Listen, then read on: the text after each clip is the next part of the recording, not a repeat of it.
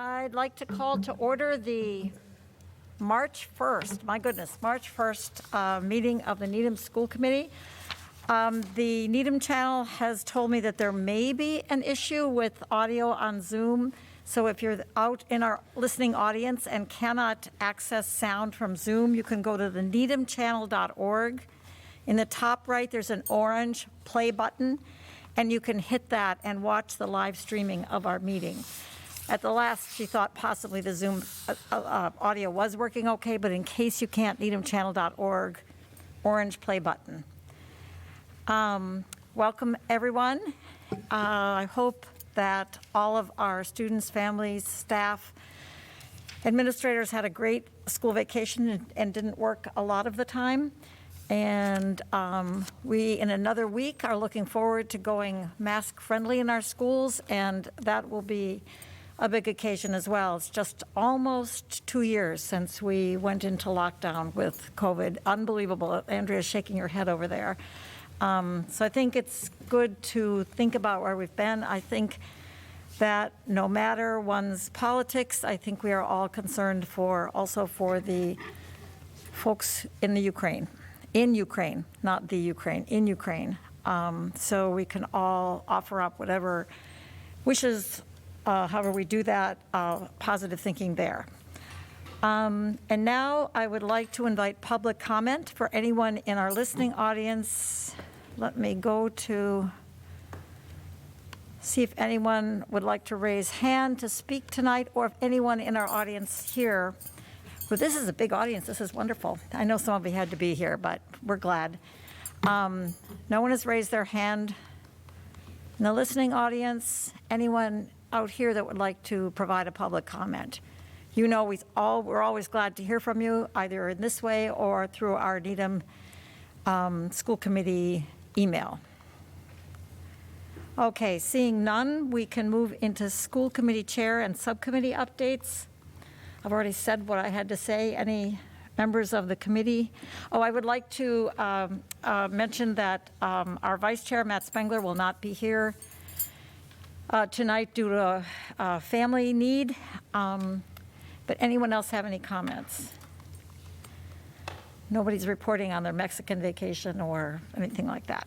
We'll then move, well, actually what we're going to do is dive into the superintendent's comments, as he'd like to introduce someone quite special.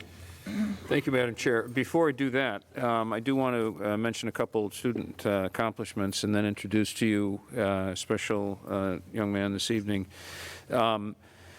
Recently, some third graders at the Broadmeadow School, Ayan Goyal and Kiran Sternekendra, competed as the youngest team in a Lego League competition.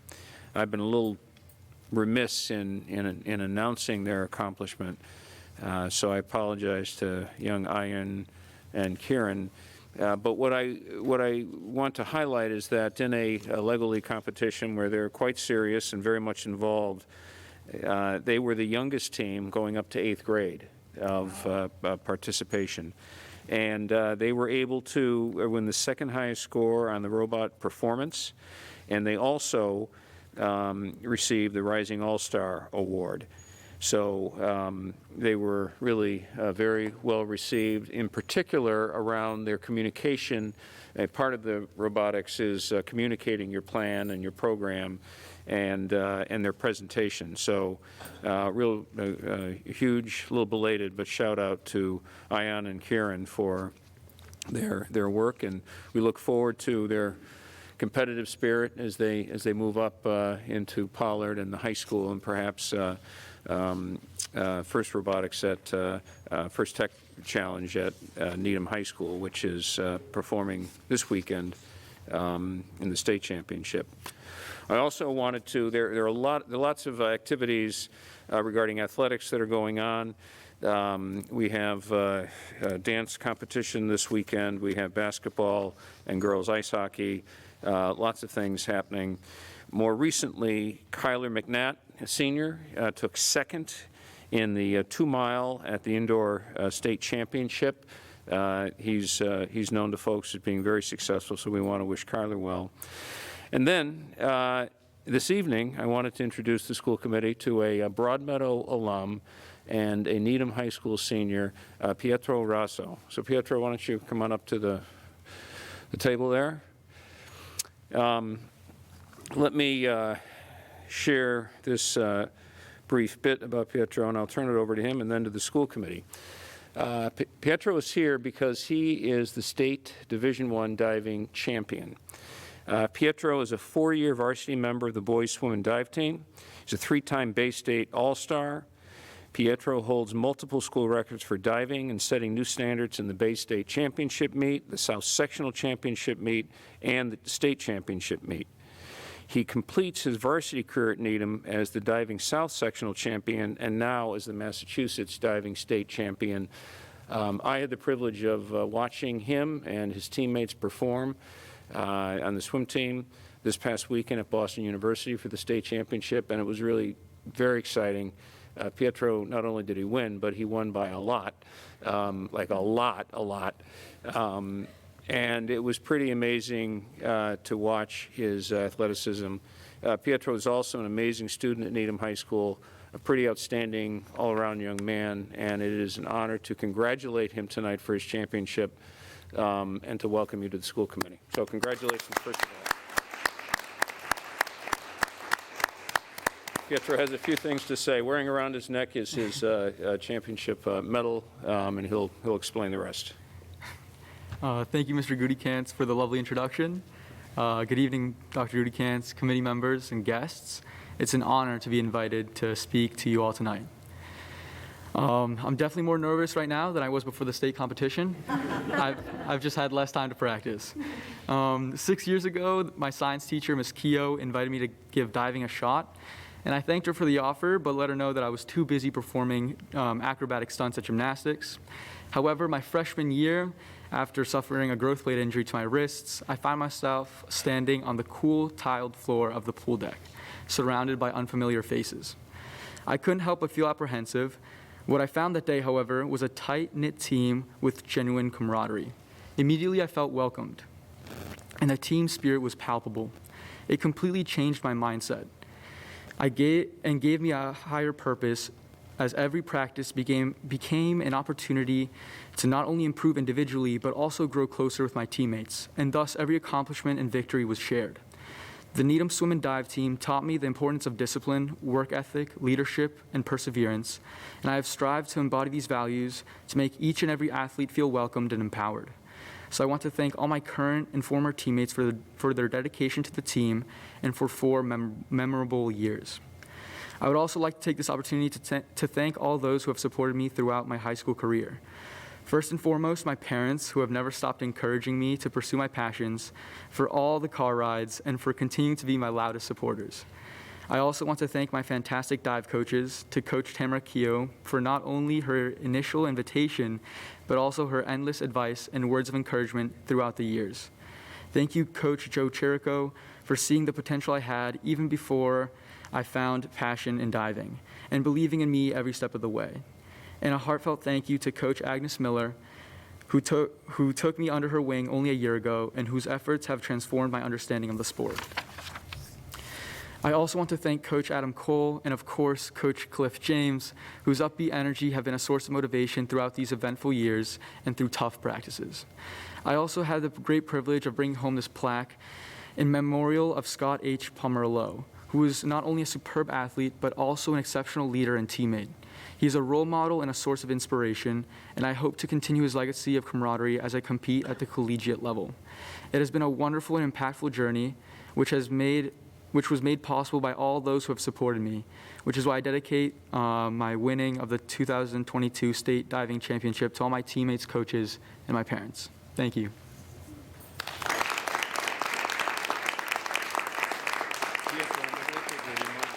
You can take off your mask while you're responding to questions. Mom and Dad are right here, so we want to thank them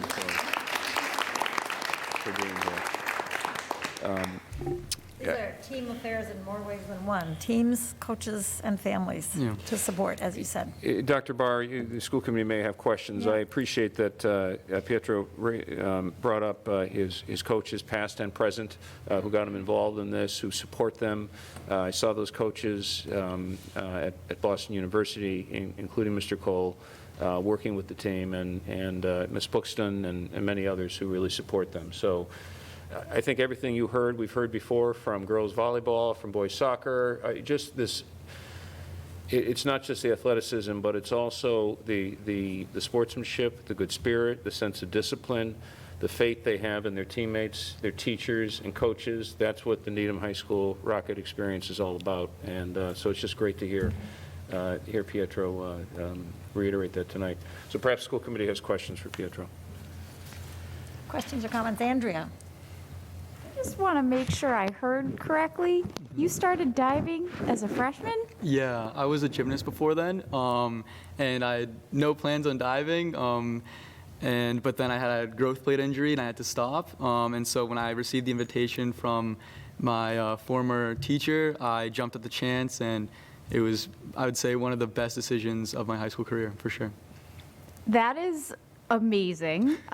Congratulations on your accomplishment. And I think what I loved so much about your remarks was your sense of just humility about what it took to get there, and the strength of your team and your coaches and your family behind you. It was really wonderful. And with that attitude and perseverance and work ethic, you're going to go very far in life, and I hope you come back and share your accomplishments with us. Thank you. Mike? To go along, congratulations on such an amazing achievement, and to speak on the sportsmanship and the team camaraderie that we've been hearing and all the great work that is happening at the district. It's tremendous. And I'd be curious to know, you're sort of in your last phase here at Needham Schools. How has your experience been as a student in the schools, but also sort of what's next for you? Well, it's been a really wonderful experience, which really started, I guess, my freshman year when I showed up and I didn't really know what to expect. But just that being welcomed and that tight-knit community that really kind of wrapped around me, and it was just really motivating, and it's something that has kept me going even through tough practices, even through the pandemic.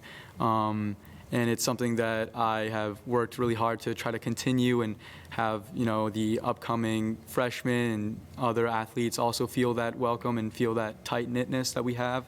And I definitely hope to bring that with me when I go and compete in college, which is my plan.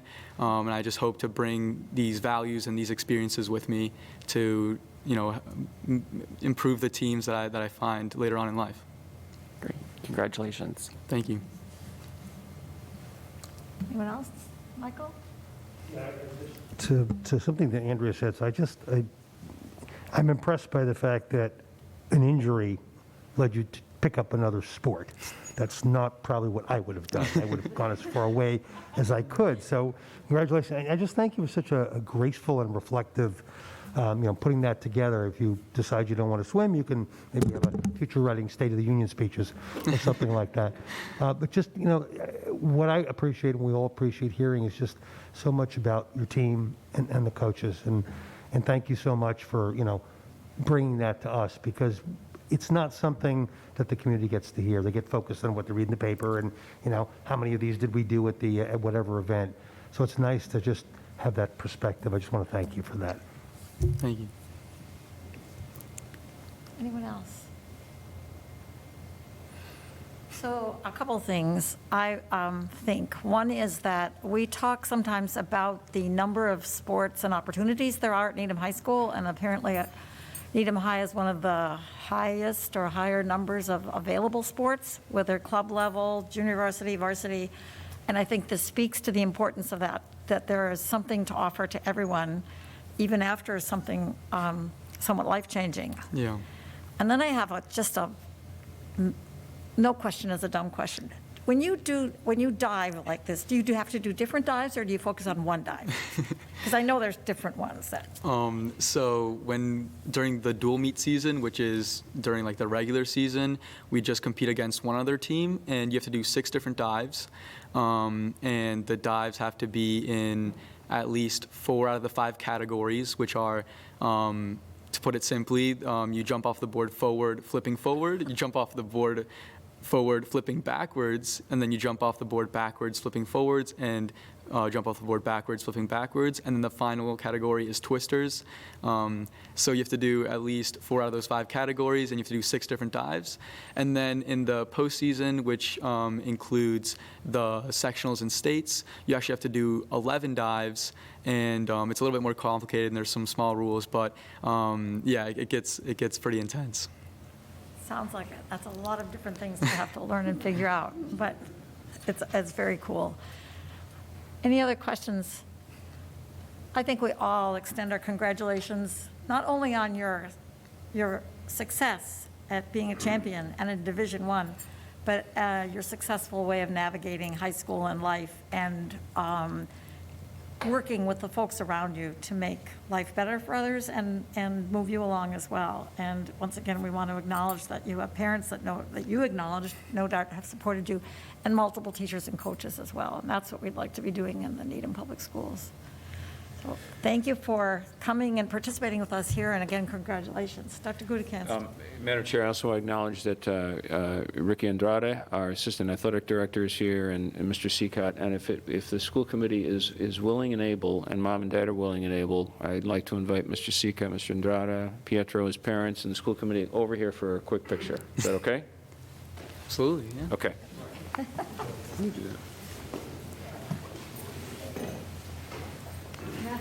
With mask option, that's up to the individual.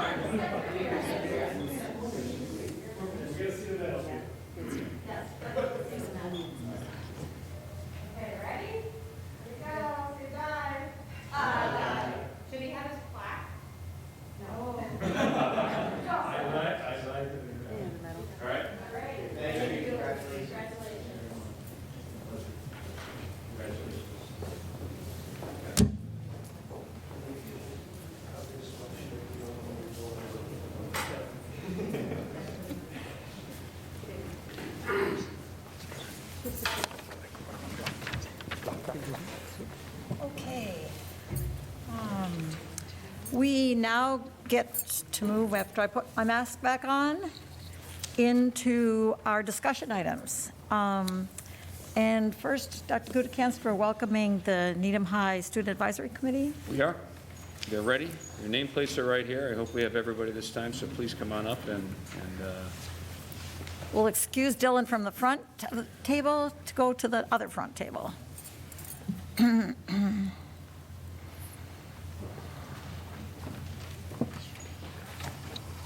Pietro and Mom and Dad, you're welcome to stay or go. That's up to you.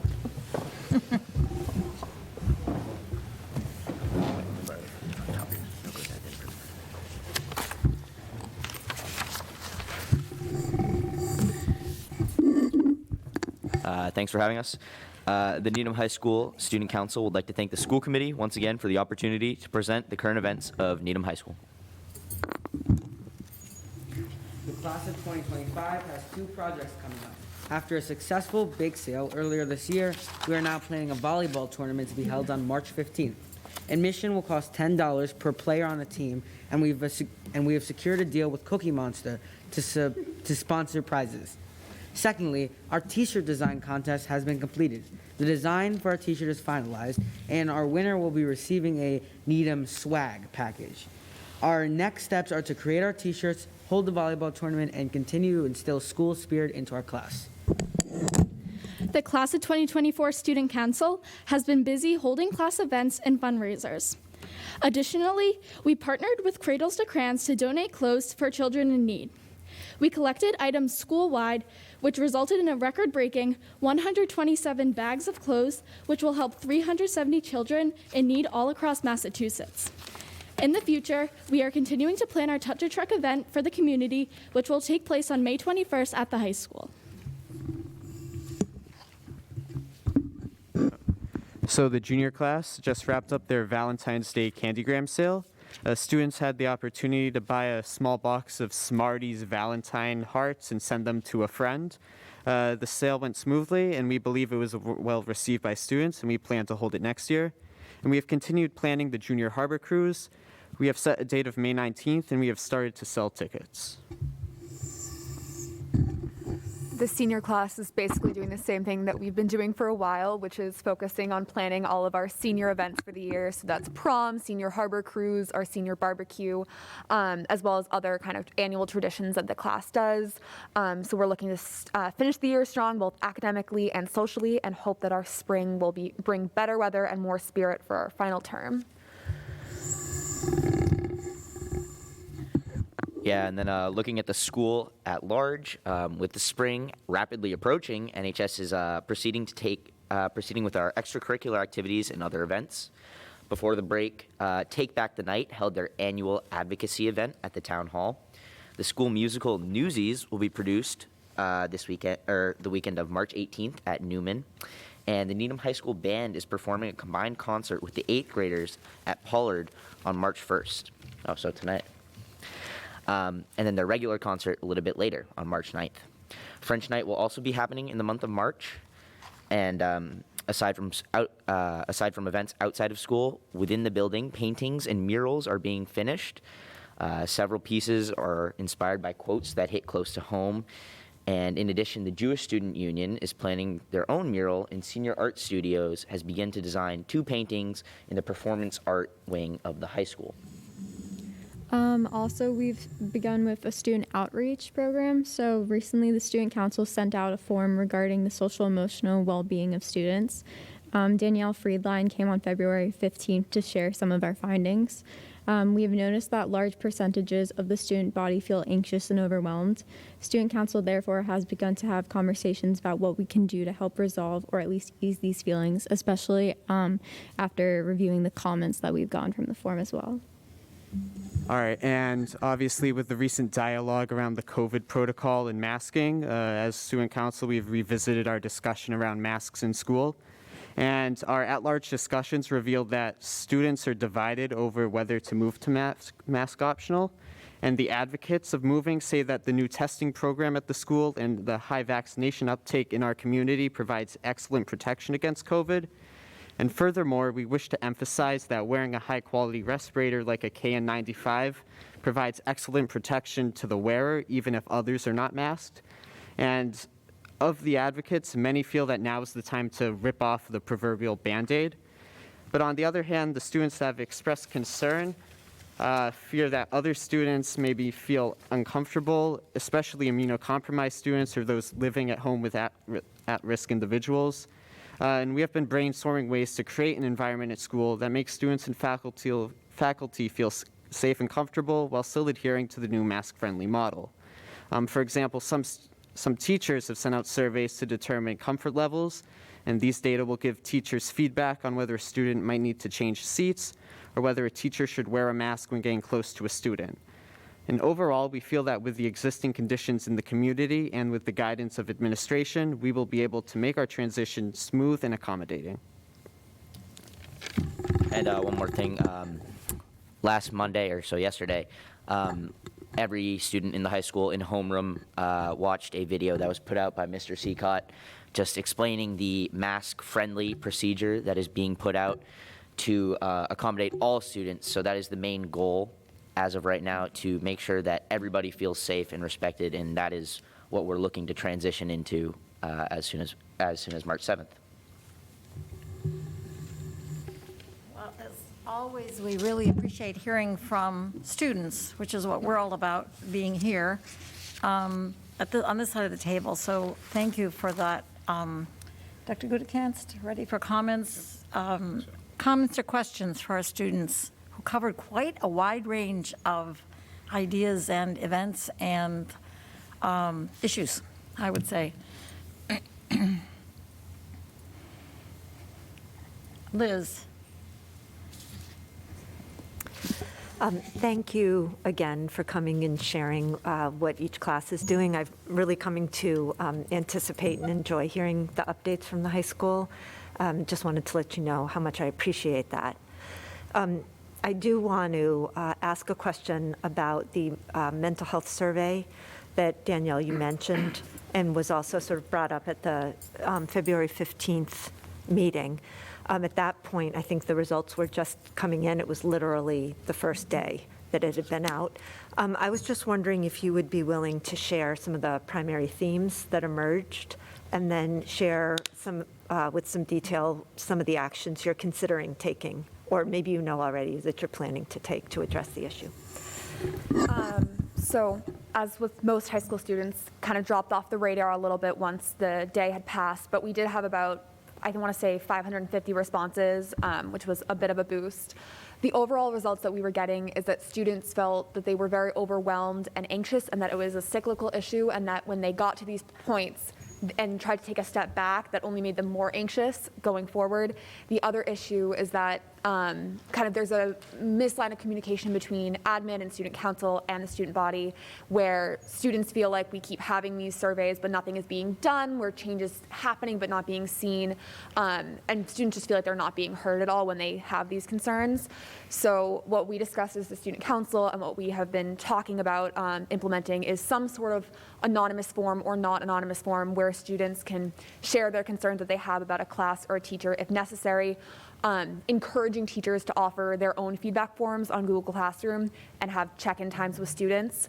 In addition to that, we're thinking about other ways that we can kind of make sure that we frame this workload as less stressful. It's very hard to do, especially with AP and accelerated classes, but having either, a day a month that there's just no homework, or having more lenient ideas about kind of what it means if you have to take a mental health day to catch up on work, stuff like that. But it's all very in the kind of preliminary stages right now.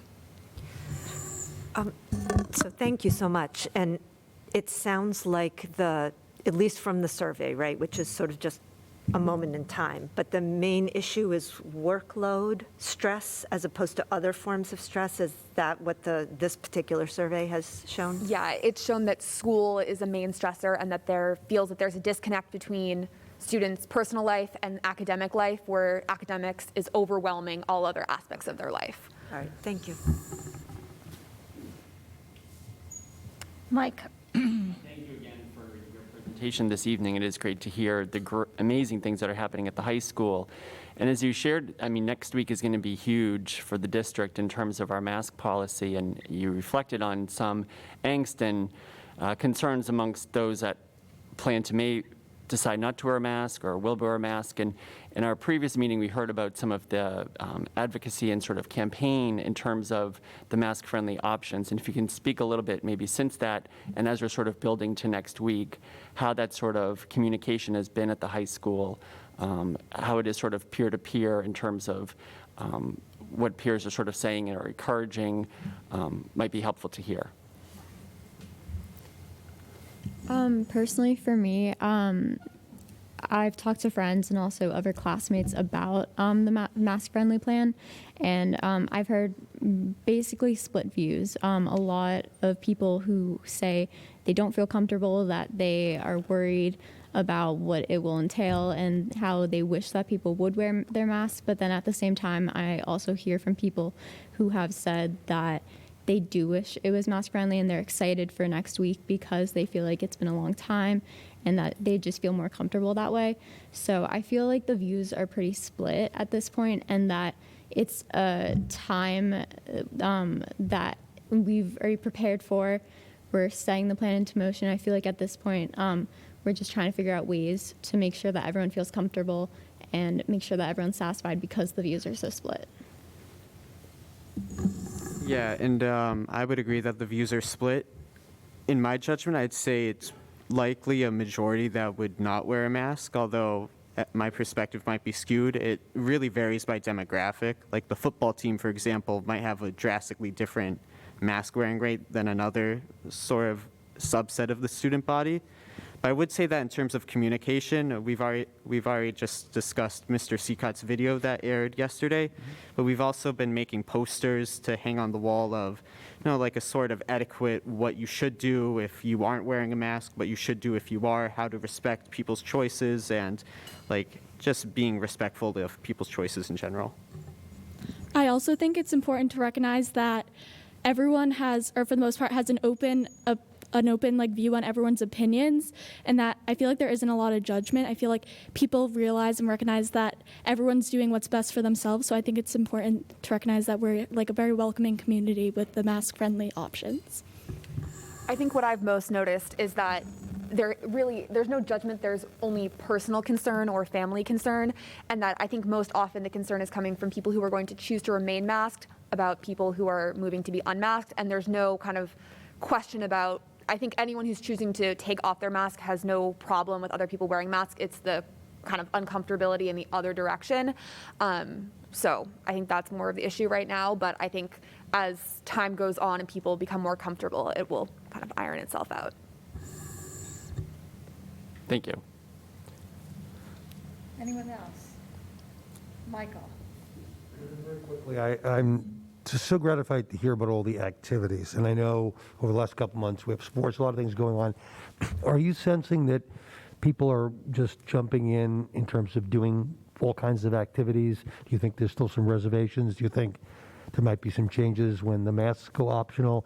I mean, it starts to feel like listening to you all the things that we used to hear all the time, right? So it feels like, although we're obviously still in a strange world, that you've all picked up and said, okay, it's time to do high school. It's time to plan all these events. Do you think that's widespread? Are people pretty comfortable with all the activities? It feels like it is.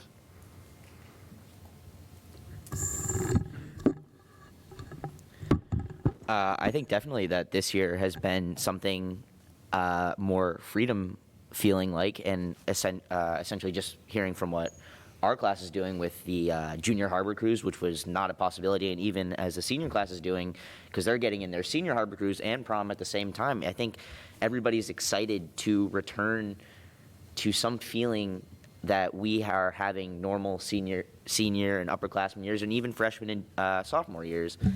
And in terms of people maybe feeling less nervous, I'm not sure if I could respond saying that they're less nervous, but I think people are more willing to try new things because they want to just be open to all the changes that are coming into the high school and the freedoms that they're finding now. I think also now that we've gone into the school year and it's started to feel like a normal school year, unlike before when we were doing like hybrid learning, I think we've gotten more comfortable with understanding we're supposed to wear masks when we were going to like certain events or something because we were wearing masks. But so like certain safety procedures, I feel like we're comfortable with when we do have those school-wide events. So I feel like definitely also adding on to what Dylan was saying, like we are looking forward to getting back to having normal events and stuff like that, especially with the success of events earlier in the year as well. I also just want to thank you for the very thoughtful and considerate approach you're taking as you think about your friends and colleagues. It's kind of a model for how we wish everybody would be. You know, understanding that people are eager to get their masks off, but they're not in any sense saying, well, you know, I'm doing it and you should do it. They're actually thinking about the concerns that people have. And I think that's just I wish we could all do it like that. So thank you.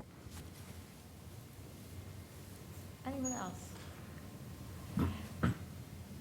I think you are kind of a model for how we all need to move forward in a mask-friendly environment, whether it's in town, in a restaurant, in school, wherever it might be, recognizing the multiple different opinions and thoughts and fears, anxieties, et cetera. I was struck with your report about I think I said it a little bit at the beginning, the wide variety of things you talked about, helping others with cradles to crayons, the arts, raising the spirit of your classes, The inter-school event, Pollard and high school, I think it was the band that played it. Was it Pollard? I think it was. And your balanced approach to a big change with going mask-friendly. I thought that was mighty interesting to hear. And now here's my practical question. And that is, where are the murals going?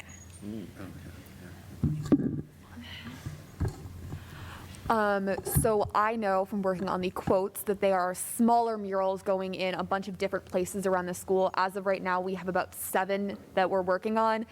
They're by the cafeteria, they're by the gym, they're by the library, and they're all in little small spaces that kind of don't take away from the other atmosphere.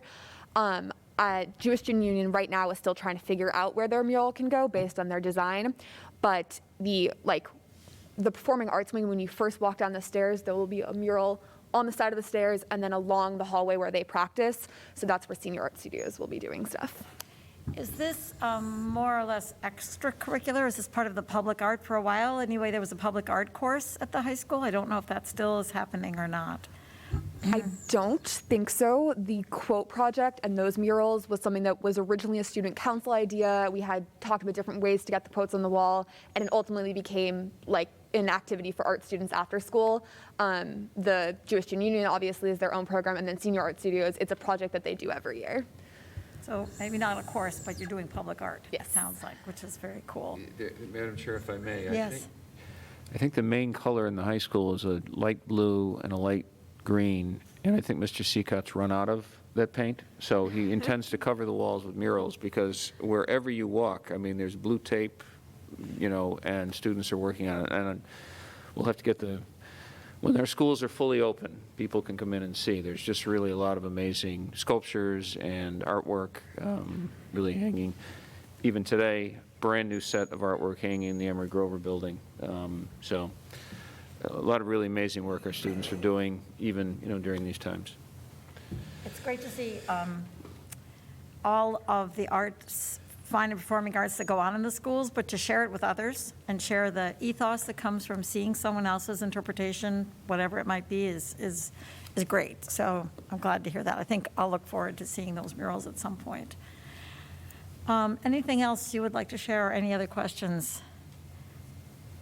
As always, hearing from the students, as I said at the beginning, I repeat myself a lot, I have to say, is great. You're really what it's all about. We're glad you're having a chance to have a more normal experience, as well as continuing to care for others and accomplish all that you're accomplishing. So thank you very much for coming. And I think we see you probably one more time this year, or 2 more times? 2 more times. Yay, 2 more times. We'll look forward to that. Very soon, yeah. And I think next time we'll have a lot more information to share with you on how things are going. So that would be great, because it's very soon. Great. That Yep. will be, we'll look forward to that. Thank you. Thanks for coming. Thank you, Mr. Seacott. Thank you. Thank you.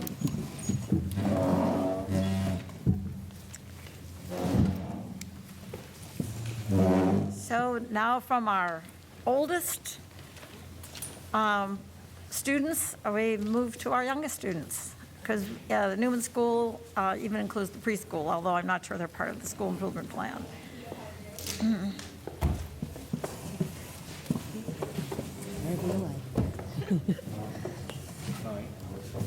Hello, hi, thank you. I'm not Evan.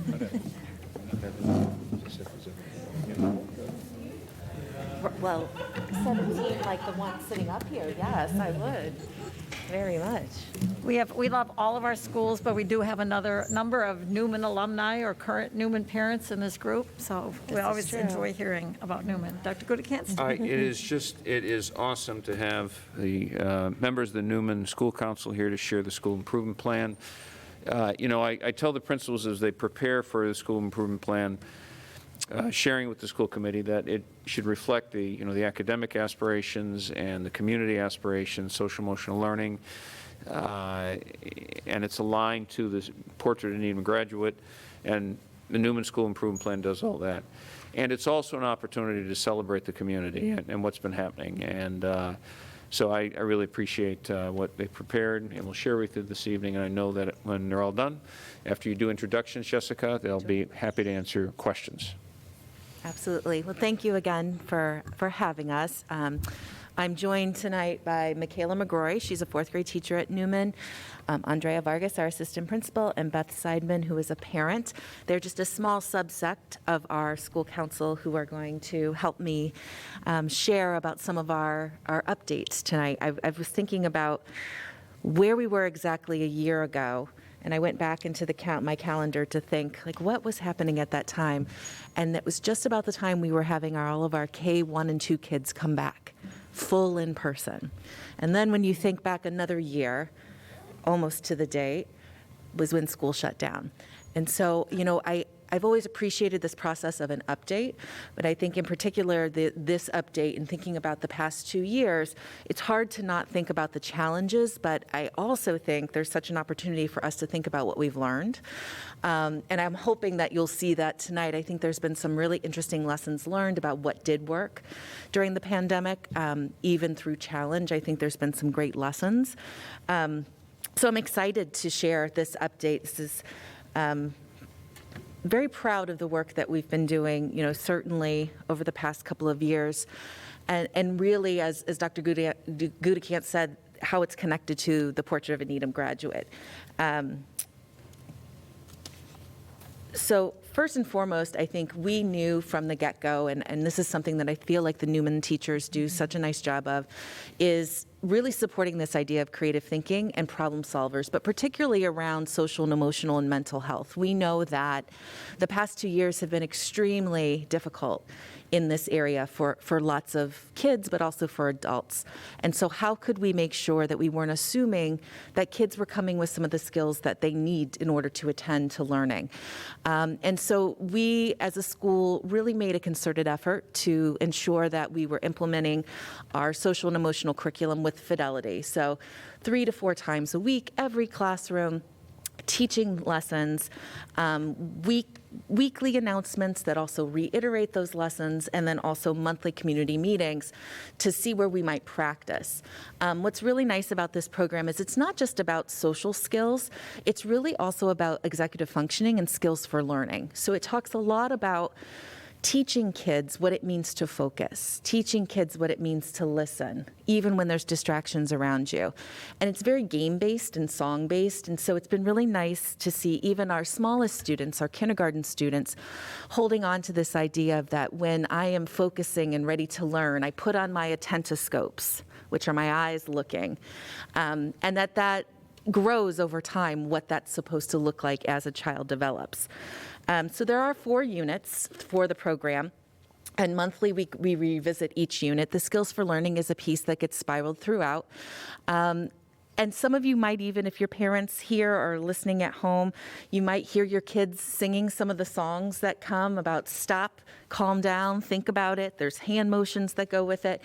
And really we're seeing them use this language and use these strategies. So these are just some of the visuals that are now in every room at Newman, including all the special areas, the common areas of the school. We use this type of language with kids wherever they are in the building, and teachers have honestly reported that they have seen a huge difference. Teachers' time is precious, so for them to think that this is valuable 3 times a week and in addition to a monthly meeting and weekly announcements really speaks volumes as to how effective they think it has been. I show you this on the right because, certainly anecdotally, we've had some really positive feedback. There's also some assessments, and this is a kindergarten assessment that you see on the right, one of our teachers gave, where the students had to identify based on the lessons, do they know what it means to be listening? What am I supposed to be doing? Do you know what you need when you're playing a brain builder, which are these games that help with executive functioning? For example, there's one that's a Simon Says-like game, but you don't do whatever the movement is until after Simon says twice. So you're delaying gratification, delaying that, holding on to what it is that you're supposed to be doing, and then doing it when said. And so it's really building executive functioning and working memory, which has been huge. And then, of course, identifying feelings is always really important, particularly as we think about masks. And we think about children that are in kindergarten, 1st and 2nd grade who may have never been in a school at all. Or have only seen faces of people besides their family on a screen. So we really needed to make sure that we were teaching very explicitly what this looked like so that kids could be successful. Certainly being communicators and collaborators is also something that we want all of our children to be successful at. And one of the ways that we've tried to focus our plan is by thinking about that when it comes to how our families might support us. We had this unique opportunity of, for better or worse, being in each other's homes over the past 2 years. Many of you have been in my home with my 10-year-old as we're trying to do work and know what that is. But I think what that really helped us to do was establish a different type of relationship, at least, from teacher's perspective and from a parent's perspective. This idea of really needing to be partners was even more present over the past 2 years. And so I'm going to turn it over to Beth, who's going to talk a little bit about one way that we wanted to expand our family engagement was really be thinking about diversity, equity, and inclusion, thinking about all topics of equity, including racial equity, but also thinking about gender identity, thinking about sexuality, and how do we support our students in coming to school and being the self that they are. And so we've had some really great work from outside vendors that have worked with our staff, but Beth is going to talk a little bit too about the parent piece that we feel like is so important for this to really be successful. Thank you. Yep. It's a great honor to join you all tonight. Representing a committee of 10 other volunteers, which is awesome for our first year of a DE&I committee at Newman. The idea for the committee really emerged from the work of the council last year in supporting the racial literacy curriculum at Newman, and we really created some opportunities through Andrea and Jessica to bring families in together virtually, of course, and have conversations about diversity and the racial curriculum at Newman. And we decided to build on that this year through creating a new committee in our PTC. And it's pretty unique because it's a great opportunity for us to partner with the school and share insights with the school, but also create that community with the parents. So super excited to build and learn from each other through this work. Our committee's mission is to work to celebrate diversity of all kinds and promote inclusive practices for students, family, and staff. We're working together to support the school's improvement plan, create enrichment programs outside of school for staff and students and family to participate, and really create an environment of growth and understanding. Our goal is really to provide opportunities for dialogue and reflection, and as Jessica mentioned, not just thinking about racial diversity, but all types of diversity, religion, disability, family differences, different learning needs, and build that community across Newman. So in support of this, we actually did a survey of our community over the last month or so, and we're currently pulling together those insights and meeting on Thursday as a committee to really decide what our next steps are. But we have some initial plans. The first of which is that we're having an informational talk for parents hosted by PFLAG, which is actually later this month. PFLAG works to create environments of understanding around gender identity, creating education, advocacy. They provide opportunities for dialogue. So that's what they're going to do for our Newman community. And I believe they're also working with other schools in Needham as well. And then the second thing that we're focused on initially, thanks to the Needham Education Foundation, is we received a grant to bring award-winning author Ty Allen Jackson to our students. And that's going to be happening in May. And we're really thrilled because Ty is engaging, funny, but he's also brings inspiring stories of Black superheroes, lessons about money, and beliefs about the importance of reading and literacy. And he can talk about his journey to becoming an author with the students, which is fantastic. The feedback from our survey has also guided us to a couple of other focus areas for the remainder of this year, and then will guide us for activities for the fall and resources. So the top two ideas that the parents responded to were, the first one is to provide resources to parents that support the racial literacy curriculum at Newman. So to kind of provide complementary resources to the parents so that they can support what their children are learning in school. And the second one is an activity that we plan to have outside at Newman, where kids can learn about the different cultural backgrounds of their fellow students and families and get passport stamps as they go around and learn. So those two activities will be things that the committee is working to bring to life in the remainder of this year. And I will just say that we're really excited to learn and evolve together. This is our first year as a committee, so really bringing in the diverse perspectives of our community, and we'll learn and continue to grow from here. Thank you. We're really excited as a school to be partnering in this way. And so we so appreciate all the work and the NEF grant. Really excited about the author visit. It'll be a little bit more of like a workshop, an interactive type of experience for kids, which I think is going to be really memorable. So we're very excited about that. So socially and culturally responsive contributors is also something hugely important, and Beth touched a little bit about that on that with the DEI work. But certainly we've reported to this community about the racial literacy curriculum and how important this has been for our students and for our staff. So Andrea is going to give a little update as to where we are with that curriculum. I believe last year when we presented, we shared a little video clip. We were just kind of starting out with implementing this. There's a piece of work here which I love. It's two peers in the same class who were partnered together and had to decide what was different about them, but what was the same. And I just think it's such a nice way for us to get to learn how to celebrate our differences, but to also see that we're more alike than different. And so this is just one of those examples. But I want to turn it over to Andrea, who's going to give us an update on the racial literacy curriculum. Thanks, Jessica.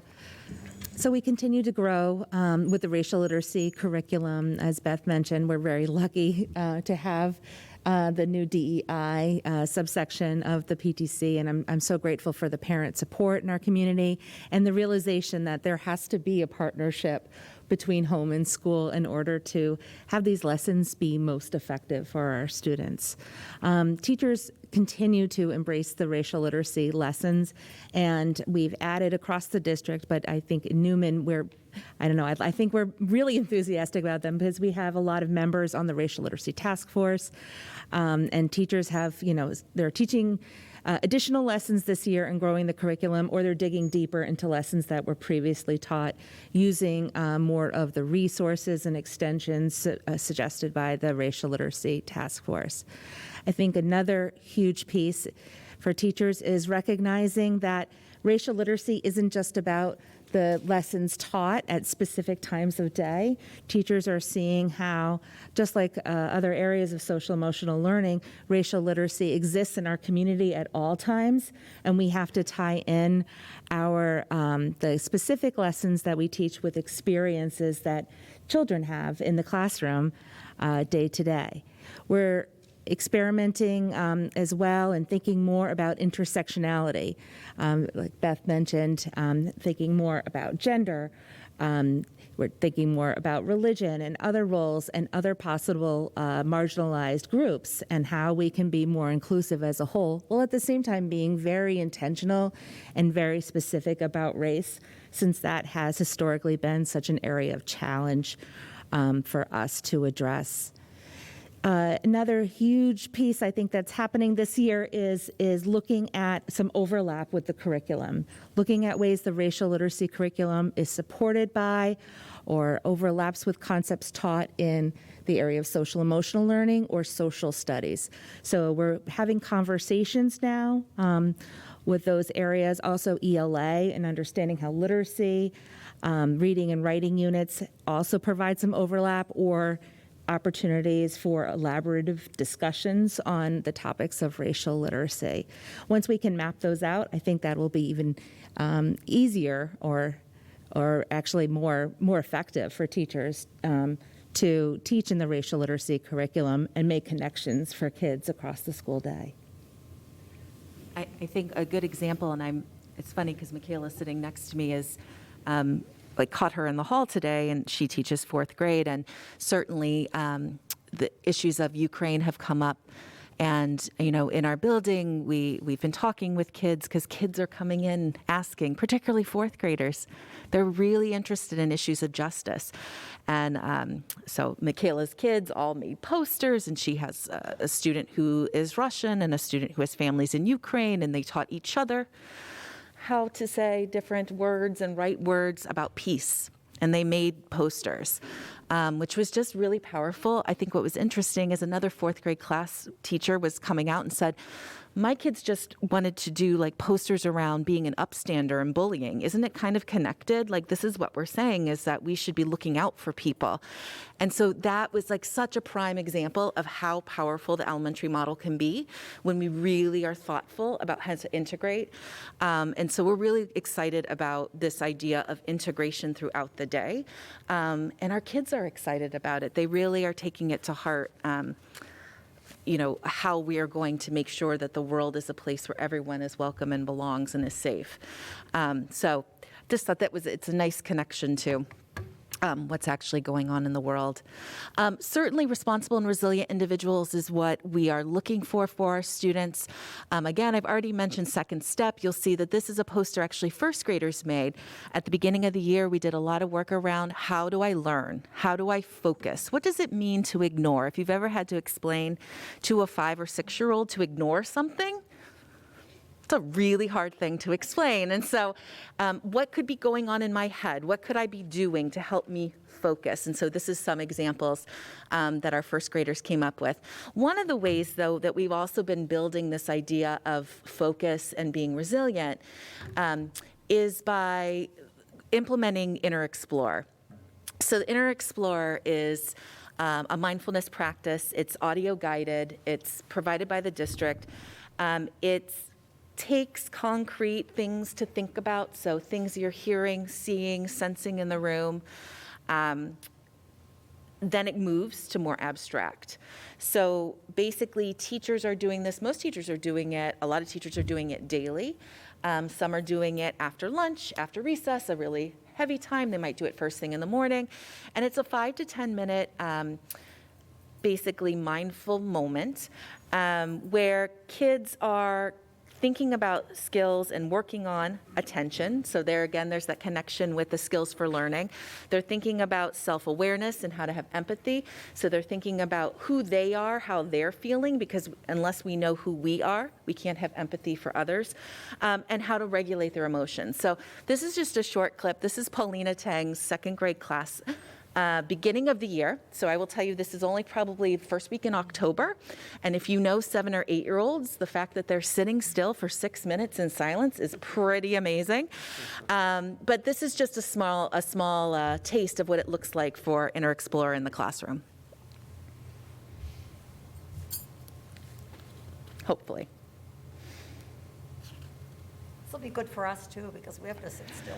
So it's interesting that you said that. So we have been actually, the beginning of all of our staff meetings and our early releases, we do a mindful moment. And at first, again, teachers' time is precious. So you want to make sure that they're spending their time the way that they want to spend their time. But we've really received a lot of really good feedback, even if it's, some teachers will say, I'm not really into this whole, you want me to close my eyes and be here with everyone. But I'll make a list of what I have to do. And if I can write a to-do list for 5 minutes in silence, I'm now more present to join that meeting that we're going to have. So we've been trying to model that too as adults in the building, really, because it's so important. And I will say, I find myself dropping into Inner Explorer, and I sit and I just join. What's really been impressive too is there's a writing component to it where their reflection afterwards, and it's funny to see their reflection, so they can reflect on what they were thinking about, how they were feeling. Many of them say, I feel hungry, I feel tired, but here we go. Good. All right, so yesterday we talked about thoughts that we have. Thank you. Please put at his table spot, and he can get right to Inner Explorer when he gets back from his Keeler. Today, we're going to think about our thoughts and being curious about them and wonder. Our narrator today is Laura. We've heard of her before. So let's get in a good mindset so we're in a comfortable position. We're ready to go. let's explore what's happening on the inside of us, in our minds, and with our thoughts. Listening for the gentle sound of rain for our next adventure to begin.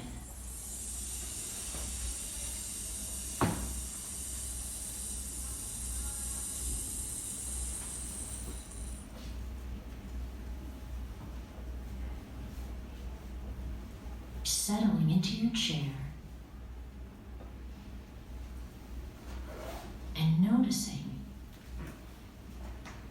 any things that might be different about sitting in your seat. As you breathe in and out. You can pause it right there, Mary. So I don't know if you see, there's a couple kids. It was hard. It was hard to sit still, but it was okay. It was okay. They were okay being quiet in the moment. They were respectful. And really, I've talked with Ms. Tang and other teachers who've been doing this. They see a completely different level of stamina for the kids to be able to work independently and focus. We've seen kids actually close their eyes. I had a parent respond to me that their child the other day just closed her eyes and was like, "Mom, I'm being mindful." She had a moment. And I think that that's really great. I wish that when I was younger, I learned some of those skills on how to manage stress and how to be just with yourself.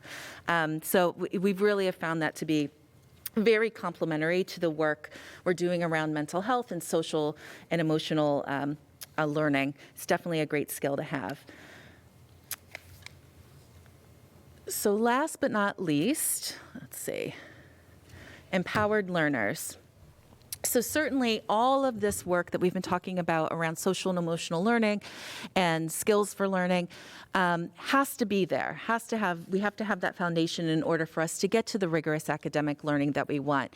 And I'm very proud of the Newman teachers over the past several years in the work that we've done in looking at student work and data and thinking about the ways that we're reaching all of our kids. I've included, I believe, in your packet some of our test scores from MCAS from last year, where nearly all of our subgroups had an increase. They really jumped by 10 to 12 to 15%. Subgroups are groups that typically have not performed well. And when we talked to the staff about what we thought, how in the world with this crazy year last year and the year before, how did that happen? And some of the things that, kind of came from that were things like, well, we had really small classes, and certainly we're not going to see classes of 10. But what we did see is that when we met with small groups of kids, 1 or 2 kids at a time, even if it was for 15 minutes, that was way more impactful than when we have these large groups. We also saw that when we have a consistent curriculum, tier 1 wise, so when we first went into the pandemic, we had videos that were being used to help our students so that they had consistent experiences. Our teachers were able to see these exemplary models of coaches and people from Teachers College doing the work in a way that maybe grew them that they hadn't thought about before. And so we believe that had a huge part in the success of our students. We also know that working with our coaches, particularly our math and literacy coaches, has been huge. This year, and I'm going to let Michaela talk a little bit more about her work that she's done with the math coach this year. We've been able to have our teachers meet twice, and we'll meet probably one more time, if not 2 more times, for an hour with one of the literacy or math coaches, where they've taken a look at the data, student by student, and developed plans for not just intervention pull out, but what do I do about students who might need a little more work here with fact fluency? How could I do that? So every teacher in our building has had that kind of dedicated time to look at data, and we do believe that has had a huge impact on our students. I was checking with our coaches the other day, and many of them picked up groups of kids for intervention at the beginning of the year. Nearly all of those groups are completely different now because those kids have graduated back to the classroom. So that is so indicative that this is the work that we need to be doing on an ongoing basis. And definitely the additional resources in math has been super helpful. We have 2 full-time math coaches. And that's been huge. It really has made such a big difference. Michaela, do you want to talk about maybe your work with Lindsay? Absolutely. Yeah, and then we'll talk about the math. Yeah. Hi, everyone. Thanks for having me. So I'll talk a little bit about my work with our math coach, Lindsay Sawyer. She is incredible. I can't speak more highly of her. But essentially, during one of these data meetings that Jessica mentioned, she and I sat down and looked at, just the breadth of skill level in the classroom. It was towards the beginning of the year. And I noticed, as I'm sure we all do, just ways that I can improve or gaps that I really wanted to close. And so Lindsay suggested a coaching cycle, and I was more than happy to get on board. The way that our coaches work with us as teachers and do coaching cycles is not, a huge addition of work. It's more like weekly meetings and those coaches coming to our classrooms to really see what we're doing and where they can help out and improve. So it's very collaborative and it's dynamic. Those coaches are working with students alongside me in our classroom. So to begin the coaching cycle, we really focused on some student-centered learning goals. And after assessing student performance during our data meeting, we really identified a number of different goals for the students, but overall what I wanted for my students was to build their ownership of their work. So to really take it seriously and feel like they had the skills within themselves to solve problems rather than, reaching out to a parent or teacher or specialist to help often. I think with so much time at home, many students probably got used to having an adult around to help out with problems, and we maybe could increase their perseverance a little bit more. So I wanted them to be resilient students. So part of my coaching cycle was to really consider what teaching moves I could make in the classroom to encourage that ownership and that independence. So some of the things that you would see in my classroom would be giving students the opportunity to process and synthesize directions independently. So right away, the expectation is set that students are responsible for reading and understanding direction, but with teacher support. So I no longer explain an activity to students. I say, read the directions. What do you know? What is the question asking? And what work will we do? So it really puts that cognitive load on the students.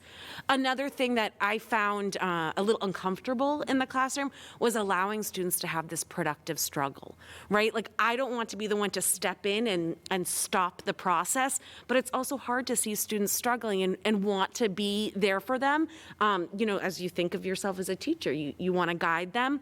But honestly, it's simple teaching moves like giving students time or maybe not first going to students that have historically had trouble in math. That really increases the ownership and lets those students see, Miss McGrory won't come to me first, so I guess I've got to give it a try on my own. And it's simple things like that that are sometimes stepping in and sometimes stepping back that really increases that ownership. Another thing that I worked with Lindsay to do was to create really meaningful and prescriptive, I would say, partnerships with students so that students that are, have historically been really skilled in math are not always together, but they're also not being the teacher for another student who might have been struggling. So working with the coach to really balance the support needs, but also the challenging needs was great. And it also helps students' confidence in expressing their ideas about math and talking to one another rather than my telling students you're correct or you're incorrect. They kind of are asked to express their opinion or defend their answer, first with peers and then with the class. So it's got those community building things, not only with our teachers, but also to increase that and share that with students. My students are thrilled when the math coach comes in. They're also thrilled for math on the other days when she's not in, but they're really happy to have her there. And I think they like to see that I say, Miss Sawyer is here to help us because I can be a better teacher too. So it really sets the tone. And I'm about at the midpoint of my coaching cycle. So I've seen the evidence of the ownership increase. I've seen students getting ready and finding the need to organize their own work. So really taking on that ownership and saying, this messy work just won't do, I've got to create a chart or something like that. I see students working hard, like I said, to defend those results or to defend their explanations. And then in that community building sense, I also see students correcting their own errors or helping others improve their work. So I think the model of collaboration that the coaching cycle brings, along with how valuable it is to have that concentrated guidance for myself has made a world of difference. And it really sets the tone, I think, in the math class. So it's been wonderful. So I have just another quick, and this is our last, I'm going to need technical help again.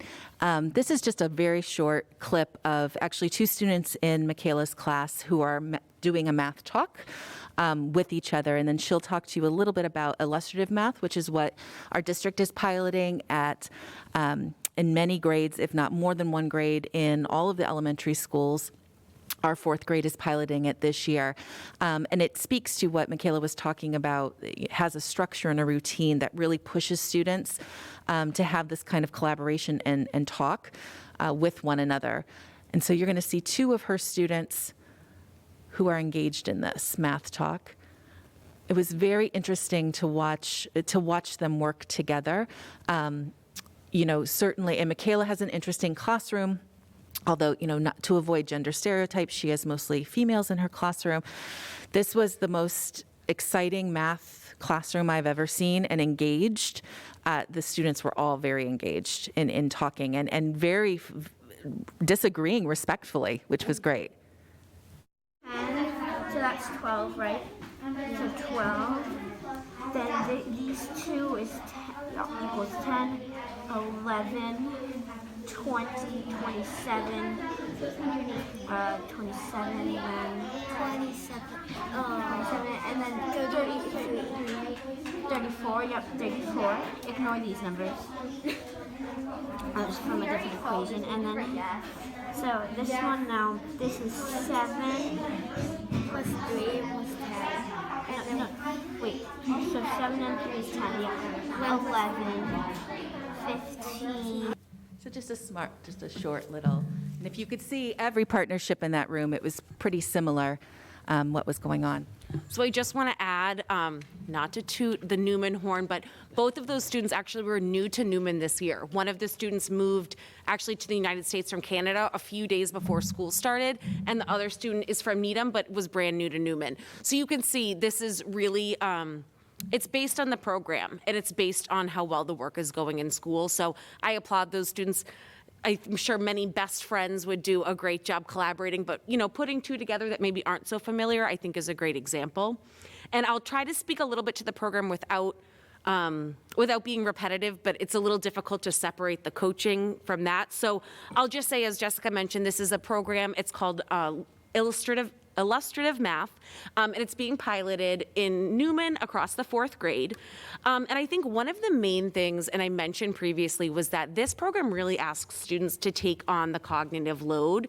So often students are engaged in this norm or this routine called notice and wonder. So they're presented with an idea or a statement or a picture, and they kind of warm up by noticing and wondering. And I think that really sets the stage for acknowledging that students have a lot of background knowledge and they have this curiosity that we keep mentioning, and they're really able to get engaged on their own.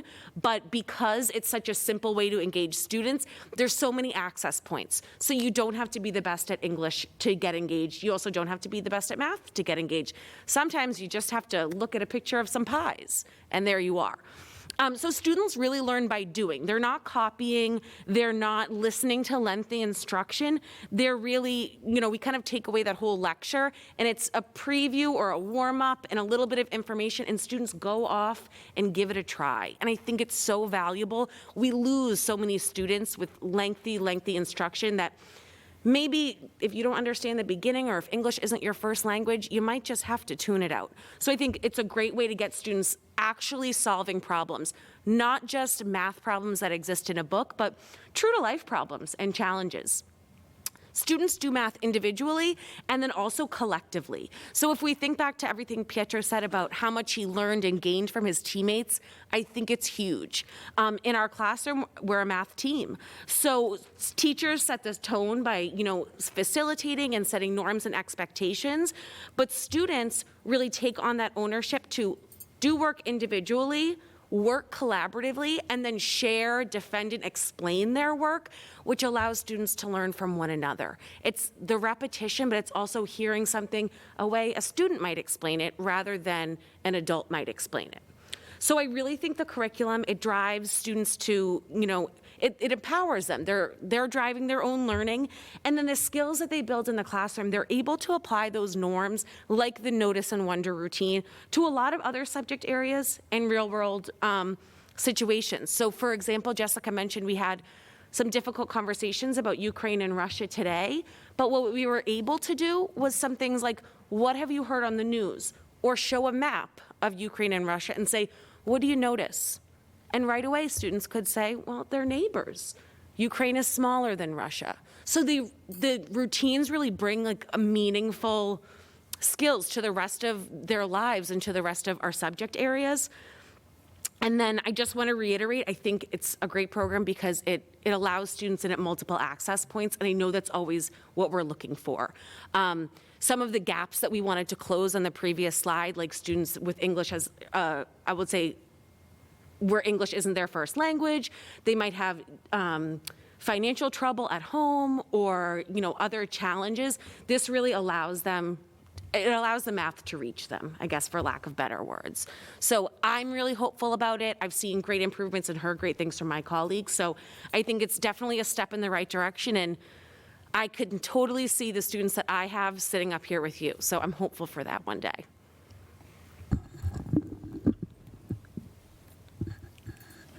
I think that's it.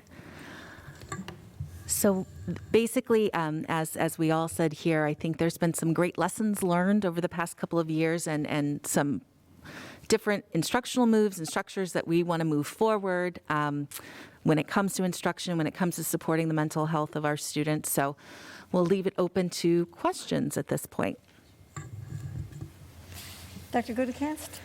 Can I Turn it open over up? to you, Madam Chair. I tell you, there was a lot to notice and wonder there. That was so rich with in so many different areas. Much appreciated. But I'll have a couple comments. I'll save them for. Okay, Aaron first, and then Mike. I know I'm biased from having kids at Newman for 10 years in a row, but that was one of the most inspirational and happiest school improvement plans probably that I've heard here in memory. So thank you so much, all four of you, for your thoughtful presentation tonight and a lot of the good news that you brought. I know my colleagues will want to ask about a lot of things. I wanted to focus in on one thing, Beth, that you were talking about. In my own life, I found PFLAG to be one of the most valuable resources in dealing with a situation with my kids that could be imagined, and I'm so glad that you're bringing it to the school. So the first thing I wanted to say was actually not to you, but to maybe to the superintendent and to Mary. I think this is a resource, that older parents of older kids certainly could also really get connected with. And I wanted to ask you, because PFLAG is for parents to help their kids navigate these journeys, what kinds of outreach you've done to the community and how you're finding the reception of people to resources around this area. So we're definitely new to our effort as a DE&I committee at Newman, like really new. That event will be a testing ground, I think, for us to see how many parents participate. We've definitely, I don't think there's been any prior conversations with parents that I'm aware of in that area. No, what's interesting is I think that, and again, this year of coming back as a community, we had kids come back to us, who had been maybe remote for the whole year, and more kids than ever that were very openly identifying in a way that was different than we had known them. And so that kind of was really prevalent and wonderful, because it means if you can do that, then you're safe in our community. And so our staff really started to ask, so how can we be more supportive?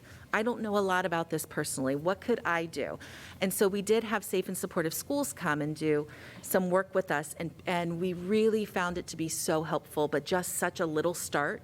When we did that, we then, were sharing with the community. I had several parents reach out and say, could you please connect us with other parents who might be having this similar discussion in their own home? We feel like we're alone, and yet we know we're not. And so I'm so very grateful that the PTC and that the DEI committee was able to take on that work, because there's just so much discussion that is needed, and for us to feel that we're supporting our kids in all the ways that we can, I'm really excited about this. I think, again, it's coming from the students first. They're telling us what they need. A quick example was, I know last year we had a child who was very upset about our restroom signs. They're still the very traditional female with a dress and male identifying. And this child said, what is this? Why are we doing that? That doesn't even, and, I think that kind of sparked this whole discussion on what are we doing here? That seems simple and yet so powerful to someone who is really thinking about their identity in a way that might be different than what others perceive them. And so we started with having a gender neutral bathroom. That was our very first. We started with having pronouns in our classrooms, and I think that it's just, again, one of those examples of why we need to make everyone in our community feel safe and supported. And those things seem small, but they're huge. And so we're excited about it. There's definitely a lot of learning to do. I just have to add one more anecdote about this. There are many, I know. I was in a first grade classroom earlier today. The first grade classroom had a guest teacher for some time who was playing a game while she was trying to figure out how many siblings each kid had. So she asked, how many have a brother, how many have a sister? And then another first grader said, well, what about non-binary siblings? So sometimes we lead the kids and guide them, and sometimes they guide us. And I think we're really taking our lead from where the kids are, where families are, and growing with this together. Good luck with all of it. Thank you. Thank you. I think I said Mike next. Thank you. And as you know, I'm a current Newman parent, and so it's very exciting to hear all the great work that continues to be at Newman. And my oldest being a fifth grader, it's going to be crazy to think that this is his last couple of months at Newman here. So thank you so much for your presentation. And I have a couple of comments, but also a few questions. First, on the DEI, I participated in the survey, and it's terrific to see sort of the initiative from the PTC and to see the action items come from that. So that's tremendous. I wanted to make sure it was known that at our last school committee meeting for our NEF grants, that Beth was one of the recipients, if I'm correct, with Ty Jackson in securing the funding for him to come and present at Newman. So to see that from last meeting, to hear about it tonight, and to have that happen is tremendous. So thank you for all the efforts there. And also, just again with the Needham of Portrait, with our graduate, it's great to see the risk-taking with the illustrative math and other areas of trying new things, having students work in a different way, and having that opportunity to explore. And I think that's one thing that I certainly take away as a parent in the district, and certainly at Newman, is the ability to take risks and to try. And that's something that you really live by. Two questions that I had for you is, Jessica, you outlined it very nicely in terms of looking back over the last couple of years and where we were at this sort of point in each year. I'd be interested to hear sort of how has this year, if over the last 3 years, let's say, been maybe the most normal, if you will. How has sort of the beginning of the school year to sort of where we are now, and sort of seeing the overall progression of maybe students and how they're socializing and getting to sort of interact with each other, how has that progression been over the course of this academic year? And then my second question would be, what are sort of the key themes that you're sort of going to take away as we move into the next phase? Students aren't going to be masked next week. Some will be, some won't be, in our mask-friendly environment. Outside of sort of utilizing a lot of the technology and tools, has this helped with teacher collaboration over the last couple of years? Have students had to sort of find ways to sort of grow in a different way that maybe that might help in future school years?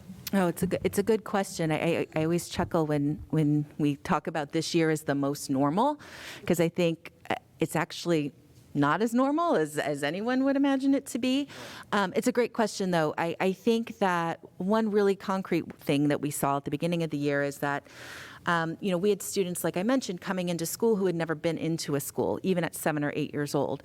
And so the resilience and the courage, I think personally for myself, I expected a lot more school avoidance or anxiety around coming to school at the beginning, but instead there was kind of this rush of let's get in there and see what's going on. So I think, from a kid's perspective, it is what it is. They don't know any different. So it's kind of like, again, I think we try to do a nice job of taking students' lead and not being afraid to take their lead. I think, even going back to our racial literacy curriculum, and that really sparked, I think, for our school, this idea that there are conversations that we need to have because kids are having them.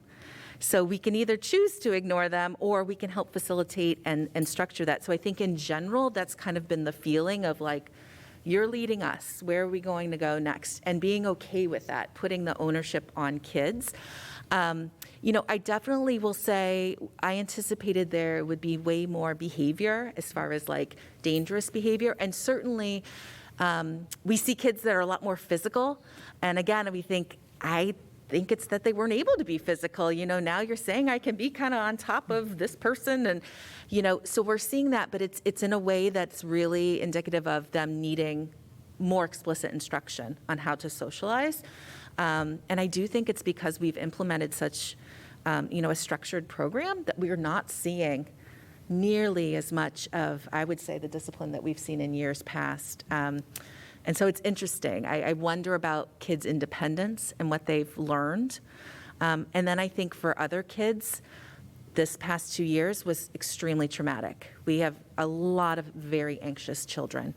We have a lot of very anxious parents, myself included. So I understand that. I think with the mask policy, to your question, what's really interesting, I think, over the past 2 years is that what we always anticipate as adults is like never what the kids do.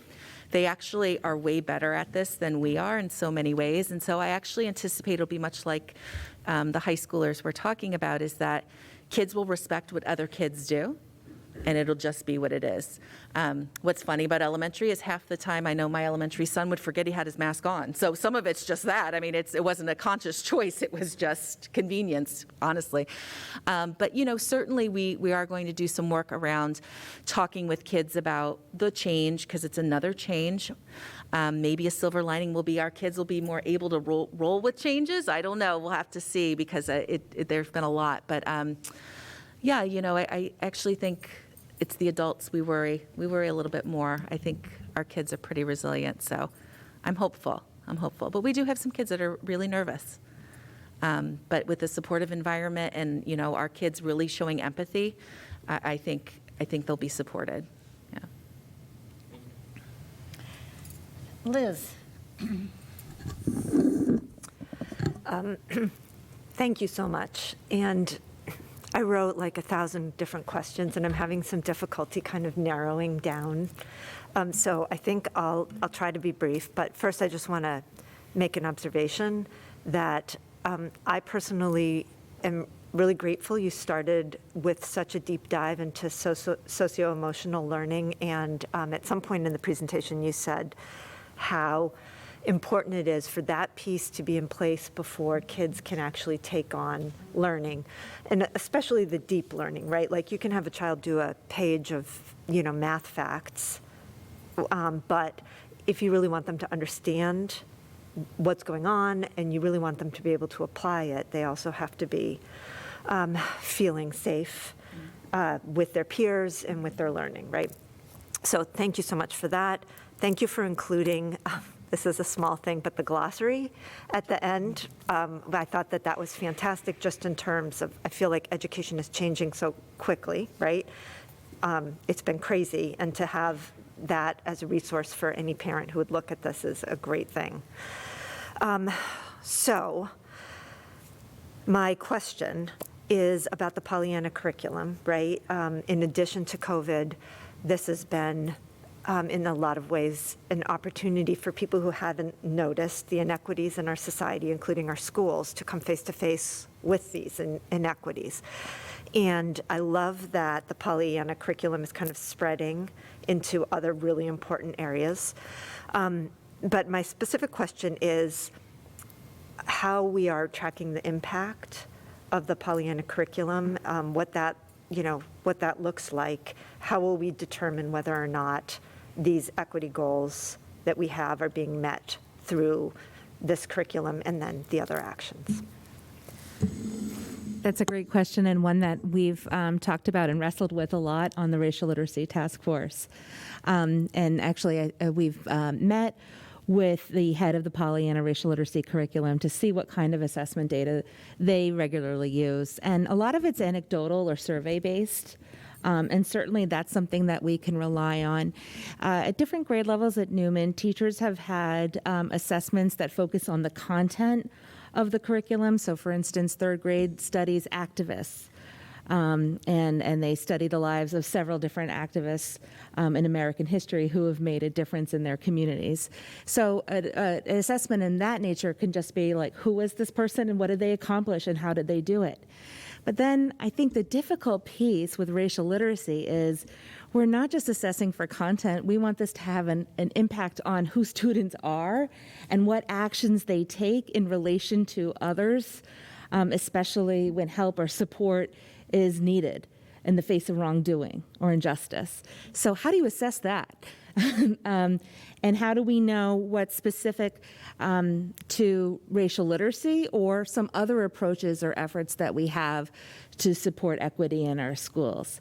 So it's really tough, but we do look a lot at anecdotal evidence. Certainly in teacher groups and with our parent groups, we've looked at student work. That's always really enlightening to see the kids' words themselves. I think you've seen a few examples, Liz, and especially when you see kids shine in this area and report on an event in history or report on a significant person and what that person means to them. And it's often kids, honestly, it's not the kids you would necessarily expect to take an interest in this topic. So to see kids to really gravitate toward this topic and excel with it is really telling. We begin every racial literacy meeting with a student work share. So someone always volunteers to share some work from their classroom, and we all observe it, ask questions, and make recommendations for how we would proceed. And that in itself is a form of data as well. But we continue to figure out how to really tweak that process, because I think it's really important that we know the critical lessons that we're teaching and what kind of impact that they're having, and we would love to report that out to the community. Thank you. And I also just wanted to echo what Erin said, and just also thank you for putting some focus on kids who are non-binary and working to protect them within the school as well. So I just want to say thanks. Michael, Andrea? Can't let you leave my school. One of the things I think that really struck me throughout your entire presentation and the comments you gave was the integrative nature of all that you're doing and really trying to make those deep connections across curricular areas, modeling the behaviors we want our students to have with our teachers, really partnering deeply with the PTC. And one of the things I think that struck me in particular was trying to make sure that the skills that the kids are being explicitly taught are generalized across the curriculum and then brought home. And I just applaud you for that work. It was very, very noticeable through your whole presentation. Thank you. I was struck by a lot of things, but I'd like you to maybe just expand on two things that I think seemed very clear to me. Is that, a lot of times we talk about social emotional learning, second step, and all these things, and they're viewed as like this thing, right? This thing that you do because it'll help behavior, it'll help that. But I'm struck by the extent to which it's not, at least what I'm hearing from you, it's not just that. It really has had an impact on achievement and on growth. And I think that's very powerful, because people tend to react to things like that as, oh, here's another program. And I just would love to have you expand on that. And the second piece is hearing from you from a teacher's perspective and from a principal's perspective, how you're able to do all this and not have it feel like it's another thing. The integration that you brought to all of these things, so that all the work that you're doing in coaching and teaching is, it all feels like it comes together. It feels like it's made it, I don't want to say less of a burden, because it's a lot of work, but it feels like you're able to synthesize all that. And it's, just expand on that a little bit if you can, Sure. Because I think it's an important lesson for all of us. Yeah, I mean, I think a lot of it has to do with having a common vision around what's important for young children. And so, educators that are in elementary education, I feel like they understand completely that if you don't have a solid foundation of that social and emotional piece, that feeling of community, the routines, explicitly teaching, academics is never going to come. And so in that sense, the staff at Newman have always believed that. That's a core value, that social and emotional learning is so important. I think the work does come when we're thinking about how to integrate it, because it's certainly true. Elementary teachers are teaching 6, 7 subjects, right? With little people who have lots of different needs at any given time. And so part of the work that we've been doing and that the district has been doing is trying to see where there are inroads. So, for example, you heard about the district work around social studies and the units of study in ELA and how those intertwine. Our school did, our teacher leaders worked over this summer to take a look at the second step curriculum, the anti-bullying curriculum, the racial literacy curriculum, all these things, social thinking, and they put together a map that said, these are essential lessons that if they happen at this time, they're not an add-on. You slide it into your morning meeting and you've just set yourself up for that math lesson later. And so it's really just doing more of that front loading for teachers to say, here's a way you can crosswalk this, and it's not extra. That being said, is it a challenge? Yes, there's a lot on elementary teachers' plates, a lot that they have to be experts in. And I think once we understand how to connect those pieces, it just makes it all the easier. I definitely think a silver lining is that our teachers are more collaborative than ever because, we recognize you can't do it all. So as teams are sharing what they're doing, and one person's taking this piece, and you're taking this piece, and I'm taking this. And so I think that's part of what's made it a little bit more sustainable. But it's a challenge. It's definitely hard, and I think teachers would tell you this year in particular has been really hard because we want to do it right? We want to make sure we're giving it our all. So, I think our teachers have done that. I think they've done a really nice job of that. So, that answers your question. Yeah. Okay. Good. Yeah. I just wanted to add that I think from a teaching perspective, sometimes it does feel like there's so much to fit into a day. But I think what's helpful about the Second Step program is that it's proactive. So I'm not waiting for a bullying incident to occur in my classroom where I have to find the time or consider a lesson to respond to that. It's so outlined, and you really can plan for it. So I think in the future, will I be more cognizant of when to explain what or how to make those connections? Absolutely. But I think it's great that we can look forward and see when certain lessons will occur. And then, as Jessica mentioned, the collaboration piece, you can really learn from one another. So it's not to say that we all might not, as a fourth grade team, we might not all be on the same second step lesson at one time, but we can at least all look ahead and learn from one another and use that collaborative time to see, I found this connection, racial literacy. You can insert second step in here, or I found a great, read aloud book on having empathy. It would be a great segue. So I think it being a proactive approach rather than reactive to what's going on in the classroom makes it a little bit more manageable, and it allows for that collaboration. That's just what I found. I don't want to read everything. It was very exciting to hear, very interesting questions. I think what struck me is what Andrea said, the integration of multiple disciplines, ideas, subjects, whatever, curriculum all together. To start with social and emotional learning to help students who needed to learn how to be in a classroom from the beginning, to set yourself up that well, set your families up well, was great. I was struck with the one comment about the diversity work. One thing is we need to teach about diversity in general, that there are all types of folks and colors and hair and cultures and sexuality, all of those. But we also need to be somewhat intentional. Use the word intentional, I think, about race. So, and I think also about sexuality, some of what perhaps talking about non-binary students. So that while we want to learn in general, I think our children, we all need to learn to appreciate all folks. We also need to be very explicit in some of the teaching about what's gone on in order to avoid continuing systemic racism, et cetera, and allowing children to be who they are, which is just think about what's happening in Florida, where can't even be brought up for students who really feel that they are not, that they are different than they were born or whatever. And then the mindfulness, the whole idea of the inner explorer goes through all of these. What's going on inside feeds into all of the things you talked about, including math or literacy. What you said, notice and wonder, as I said before.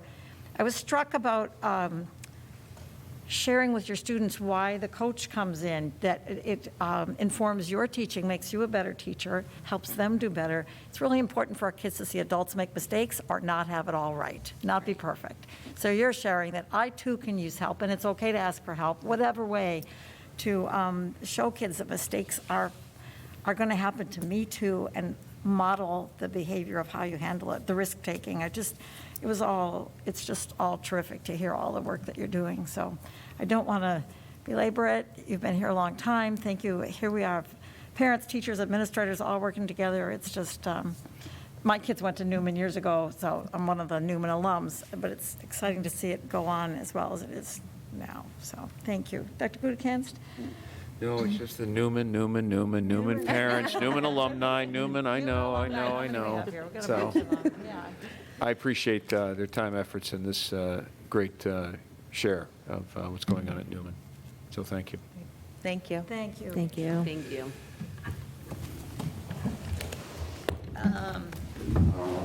I don't know, I hesitate to say the sublime to the ridiculous, but now we're going to policy. I'm going to let if we didn't have policy, we couldn't run our school system. So That's right.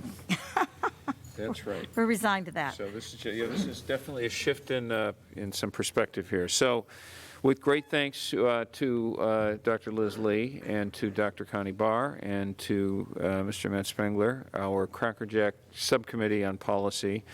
We're winding our way through the policy book.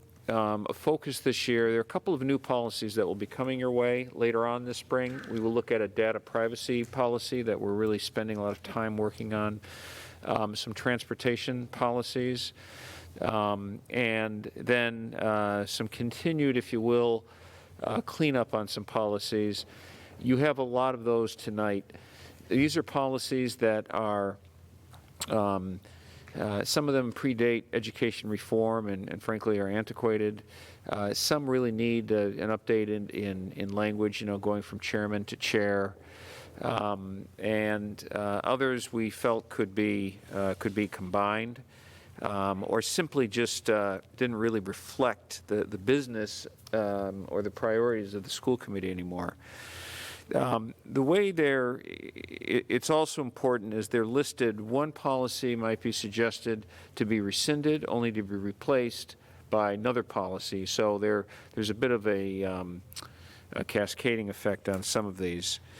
I think the one that you are looking at tonight that is new, although it's replacing another policy, is a school committee policy development. So I think this evening, this is the second time these have been in your packet. The Subcommittee on Policy has reviewed them a few times.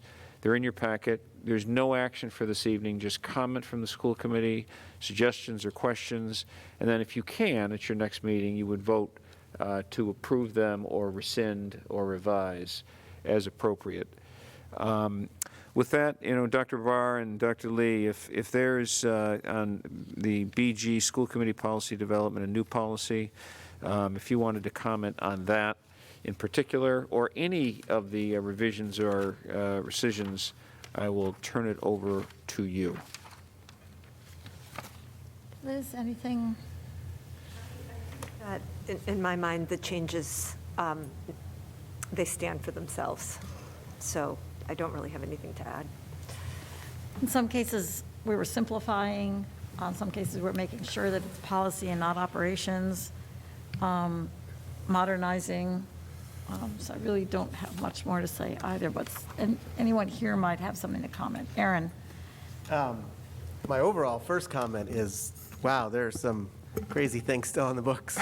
And I'm glad we're changing them and rescinding them because there's some really way out there stuff in this. I don't know what people were smoking in the 80s, but they had some different ideas. I appreciate, first of all, I also want to give my appreciation to the policy subcommittee, because I know this is not always the most fun work. It can be tedious. There's a lot of details and punctuation and things to keep track of. So the particular comments that I want to make about one of these policies, I understand that a lot of work went into this, and I'm not trying to degrade that at all. The one policy that I kind of am struggling with is policy BA, School Committee Operational Goals, which I think is being kind of rewritten and also incorporating policy BAA, Priority Objectives of School Committee Operations. It's on page 40 of the whole packet. So my issues are partly around sort of there's kind of some, I guess, a little bit of redundant language, I might say. And I have some suggestions about that, which I guess I could give. And then also, I think after that, I have one maybe or two areas that are not mentioned that I think maybe we could discuss mentioning. So the first thing in this policy is where it says, the second sentence, I guess, the committee is charged with accomplishing this while also being responsible for wise management. And there's a lot of redundancy there. I think you could just say the committee is also responsible for wise management of resources. Yep. I'm not sure we use words like wise a lot, but I don't have a big problem with it, but could be responsible for management. The next sentence. Let's take that out.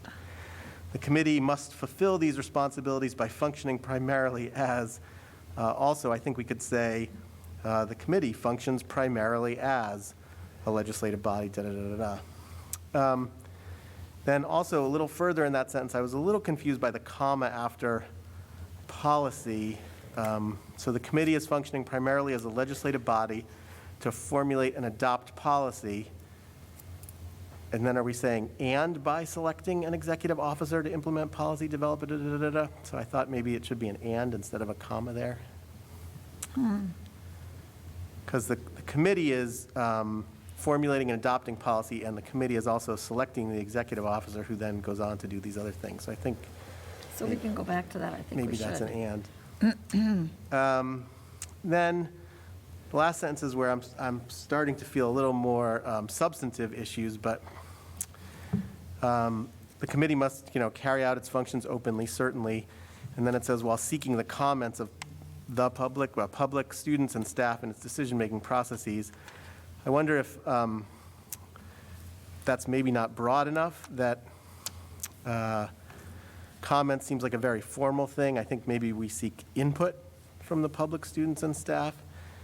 And I'm also wondering around sort of in its decision-making process, which is kind of a narrow thing. Like, for example, we really appreciated hearing from the student council tonight, but that wasn't really part of any decision-making process. So I don't know whether that could go completely or be broadened somehow. And that sort of brings me to my issue that is not mentioned, which is in the BAA policy that we're rescinding, is this thing about maintaining communications with the public and various bodies. And I do feel it is a responsibility of the school committee that we do actually do, that we kind of inform the public. We don't just get input from them, but we also inform them, and we kind of inform other bodies in town, I think is a very important function. Our dealings with the select board, the finance committee, and town meeting are very important. I'm not sure that's incorporated here, so. Mr. Pressman, so is a suggestion that, for example, that bullet or a version of that bullet would be incorporated into the revised policy somehow? I don't love that bullet from 1985. Well, I know, but the idea of the communication anyhow. Okay. Just that in what we have in the draft is sort of like we hear from everybody else. But I think also part of our responsibility is we also want to interact with them, tell them things, help them understand our needs and considerations. And that's it. Got it. That's great. I think we take it back, and I would agree with a lot of that. I appreciate that. Mike? On one of the areas that Aaron had just sort of talked about regarding the schools committee primary responsibility, on the area where it goes to acting as a legislative body to formulate and adopt policy by selecting an executive officer, would we need to include as well evaluating as one of the components in there once selected, that executive officer is selected, but also by selecting and evaluating? It is part of our job. Yep. Yep. Gosh, this is helpful. You should all come every meeting. And I would agree with Aaron's comments with regards to communication as well. Yep. See, the secret is we actually don't do the work that we bring it here, and you do it for us. Any other comments? Michael, it looks like you have your hand. Thank you, Aaron, because I was wrestling with some of these myself. I don't think of ourselves as a legislative body. We're really more of a board of directors, an oversight body. That really kind of fits the structure much better. So I'm just not comfortable with the word legislative. I mean, we create policies, but that's what a board does. Okay, board creates policies, sets goals for the organization, hires and oversees a chief executive. So I think that needs a little bit more work along the lines that Aaron suggested. You know, you do have the specifics there. You know, selecting and overseeing the chief executive officer, developing the budget, negotiating, maybe just keeping the cases the same, and that last sentence. And again, I don't know if you have to bring BAA back in, but we really have this two-way function working with the community. We represent the community, so we're supposed to bring those diverse viewpoints, but we also go back to the community, having heard from the superintendent, having gotten made decisions and had guidance. We go back and explain and communicate what happens. That's a very important part of our function. And operationally, because again, we don't run the schools, so the operational part is really making sure we're communicating in both directions, so the people who do run the schools day to day are getting the insights of the community and getting the support of the community. So I think that one, I think that one can continue to get some work. To the comments on all the others, I have to say it's amusing that some of these, when we started this process 15 years ago, because I remember restarting the policy committee, and some of these looked old then. So the ones that you're getting to now, so I'm delighted that we're getting to them and pulling ones aside and kind of really pinning them down more to their essence and getting rid of the ones that don't belong. I think all of these make a lot of sense, just in the way you put them together. But this one, it sounds like we can do some more work on it, because it's an important one. And it's one that the community really helps them understand what we do. Colin, Andrea, it just occurred to me while we were talking, this really, I think, should be called school committee operations. It's not our goal. This is what we do. So that's something we can change. Andrea. I want to really applaud Aaron for bringing this up and kind of forcing me in particular to look at this, I think, more closely. And I really appreciate the dialogue with everybody about some of these policies. The piece that I feel like for me is missing from this, and I agree with everything that people have said, is the advocacy piece is missing. One of the things we do is we advocate for, school needs and programs within the community. And I also feel like there should be something, I'm not sure how, but reflective of, seeking input from voters and the electorate in town, because we do that as sort of part of, when we go before town meeting and ask for things. And so that for me is a piece that's missing. I'm totally support all the other changes that you suggest. And I wonder if rather than asking us to vote on this one, we sort of keep working at it a little bit. And the only other thing I would say, and this isn't related to the policies per se, but the way the policies are presented on the school committee website, they're, at least last time I looked, they're sort of organized in big chunks, big headings. And I wonder if we could think about maybe a more user-friendly way to access the policies, because I've found, like, a community member will ask me, what is this? And I'll go to look for the policy, and it takes me forever, and I kind of know what I'm looking for. So I just wonder if we may want to explore at some point making it easier for people to find things in our policies on the website. They are organized by the National School Boards Association's general buckets. And you're right, if there's a way to, Michael has talked about this, I know, for many years, if there's a way to point and click in a different way. So we'll see what we can think about. I don't know whether we totally have the ability to capture this, but in my field, it's very common to see what visitors to the website over months or years are looking for. What are the 10 things that people are coming there most to look for? And then having a sort of most commonly searched for ones, which are just sort of separately, coming from all over the place, separately kind of right there, here's the one about, bus fees, and here's the one about, whatever the 10 common Most ones. traveled, yeah. Okay. People like you put these policies in their cart. Well, this is great. I'm going to suggest that Liz and Connie and Matt,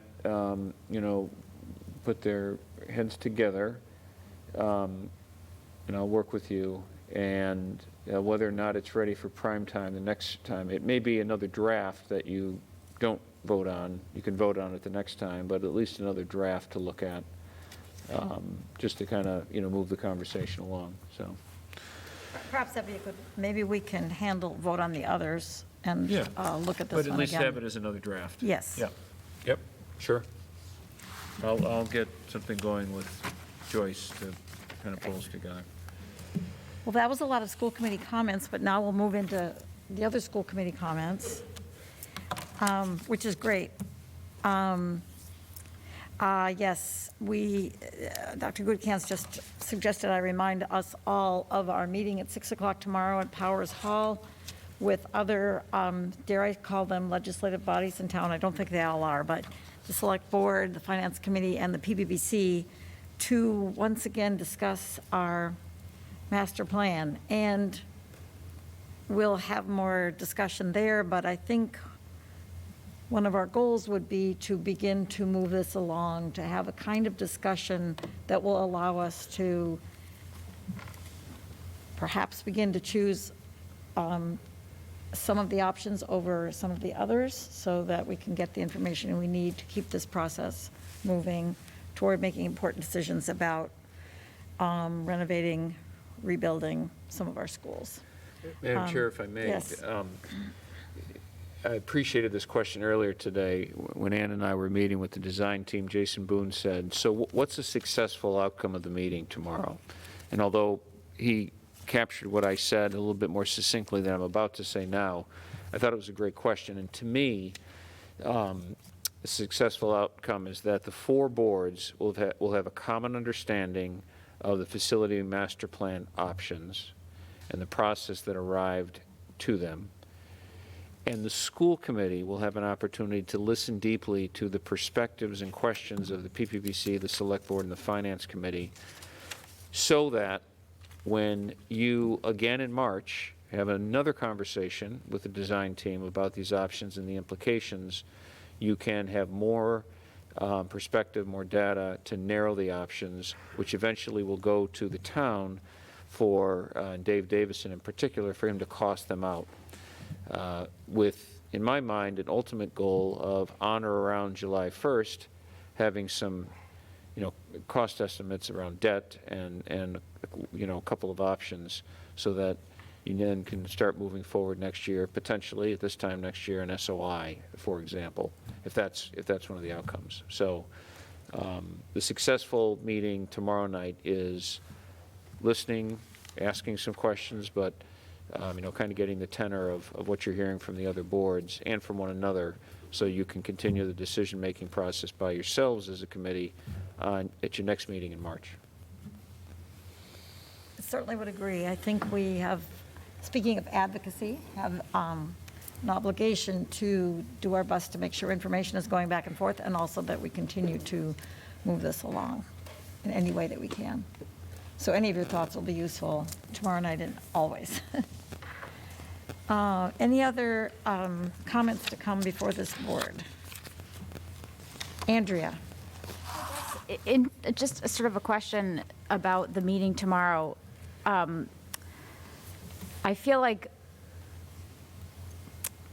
in hearing some of the other boards discuss this, it feels like there's a wide gap between what the school, I mean, I think we've been pretty consistent about what our goals are and how we think the best way to achieve those goals is. You know, I think we've been fairly clear and consistent with that, and I really appreciate all the additional work that's been done to sort of make sure that everyone really understands all of the issues, and I'm actually very much looking forward to hearing the different perspectives tomorrow. And I think the family meeting we had was hugely helpful to hear some of the concerns and questions, and I really appreciated, you know, seeing all the comments from the survey, because it did really, I thought it was very helpful. But I'm wondering if we're gonna, you know, is Connie gonna make a presentation, or like, how are we going to convey, because I feel like we've been saying very consistently and communicating consistently about what our goals are and what we're trying to achieve, but it doesn't seem to have gotten us very far. Well, yes, Dr. Barr is going to be speaking particularly toward the end, as you know, about next steps for the school committee and what's important. And I'll lay out and I'll try to manage the questions on behalf of the 4 boards after the designers are done. I would say that you've actually done a lot of work, and this process was meant to be, it was going to take a long time, and the reality is getting all these boards together and on the same page to have the same information, I think is a really critical and important next step, which will happen tomorrow. And so it's a bit of rinse and repeat for the school committee, but I think those other boards really need to hear it. And here's some of your questions. It's perfectly appropriate for a school committee member to say, you know, we've talked about this, I don't want to have the meeting tomorrow, but this 5-section school. Well, that's a great idea. Or I don't really know that that's going to work. I mean, to be able for you tomorrow to lay out a couple of things after you've been able to listen, I think that's another way to get out the message, because I think that there's been some consistency in your message, and tomorrow night's another opportunity for that before you vote to reduce to a couple of options. So it has been a little bit of repetitive, but I think the community has needed to hear that too, so that the vote that you take ultimately in April, early April, to say let's focus on just these 2, for example, will be a logical conclusion to many discussions, I think. Thank you. I do think you're right, that some sort of important points on our behalf will be that we do need to pare it down to, that we do need the financial information, that we do need to make a decision on a 6-8 school, how many sections at Mitchell, and these are some of the things that are really important to us. I do think that's really important. I think it's time to move past all of the information with this behemoth of an issue that we have to deal with. And I think we can do that. But any input from any of you as we, both tomorrow night and before that, about what you think those important things are for us to relay.